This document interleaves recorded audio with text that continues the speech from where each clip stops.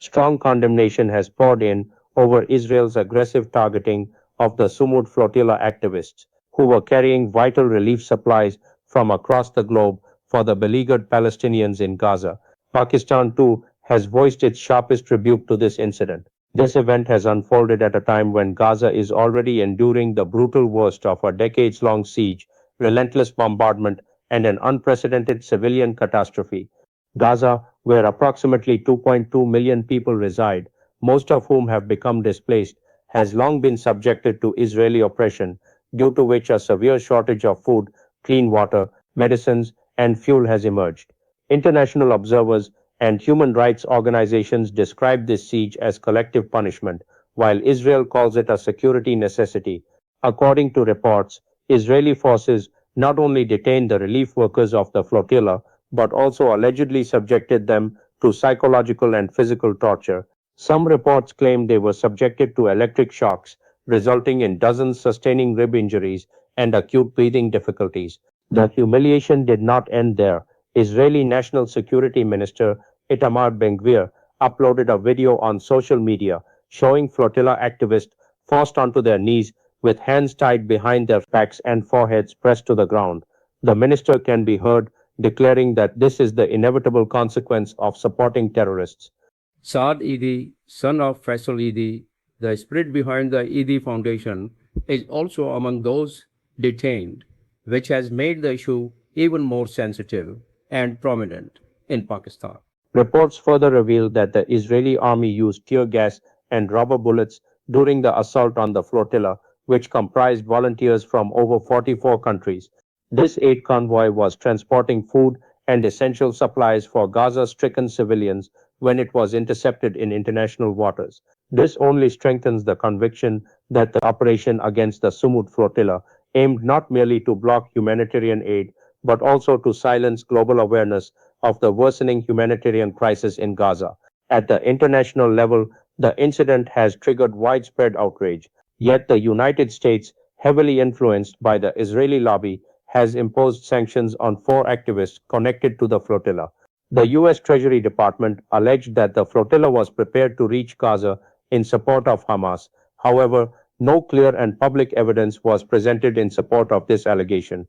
As a result of these sanctions, the assets of the concerned individuals may be frozen and their access to the global financial system may be restricted. Notably, this American decision has ignited a fresh global debate on whether humanitarian aid can be politicized and linked to military narratives, thereby undermining its legal protection.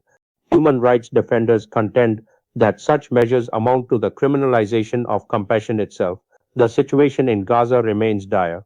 Since the war escalated in October 2023, more than 72,000 Palestinians have been martyred, while even after last year's announced ceasefire, over 800 more lives have been lost. These statistics come from the Gaza Ministry of Health.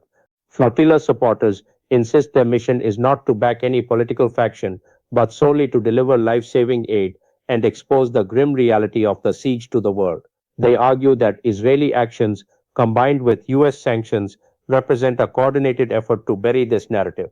A member of the Global Sumud Flotilla Steering Committee told international media that the allegations are part of a deliberate propaganda campaign aimed at discrediting a purely humanitarian mission. According to her, these sanctions seek to suppress not just individuals but the entire movement. Similarly, Jyoti Fernandez, policy coordinator of the Land Workers Alliance, slammed the US move, stating that governments are attempting to criminalize humanitarian aid rather than safeguard it, an approach that directly contradicts the principles of international humanitarian law.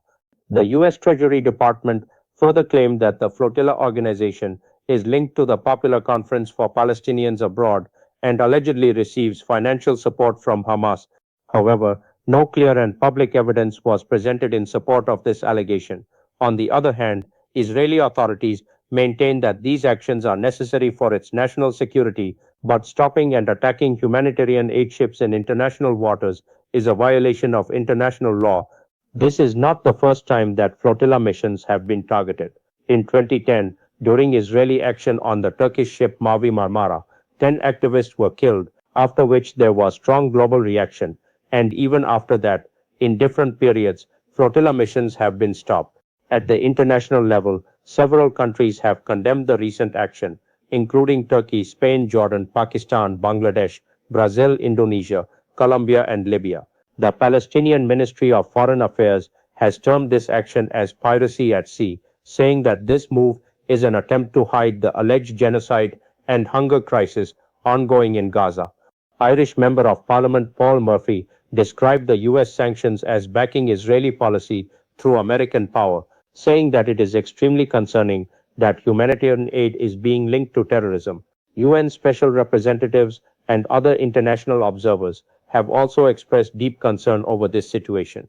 According to some reports, some flotilla workers are still missing and their families have not been informed about their condition. In this entire context, the question has intensified whether humanitarian aid is being sacrificed at the altar of political conflicts, and whether powerful states in the global system are shaping human rights principles according to their policies. The situation in Gaza, flotilla missions, and the reactions to them have once again shaken the global conscience. This crisis is not just an issue of one region, but has become a test of international law, human rights, and moral responsibilities. It is necessary that the international community openly condemns the Israeli action, that this matter be raised in the United Nations General Assembly, and that pressure be put on Israel, because in the 21st century, the principle of might is right cannot continue for long, and the dark night of oppression must end one day or another.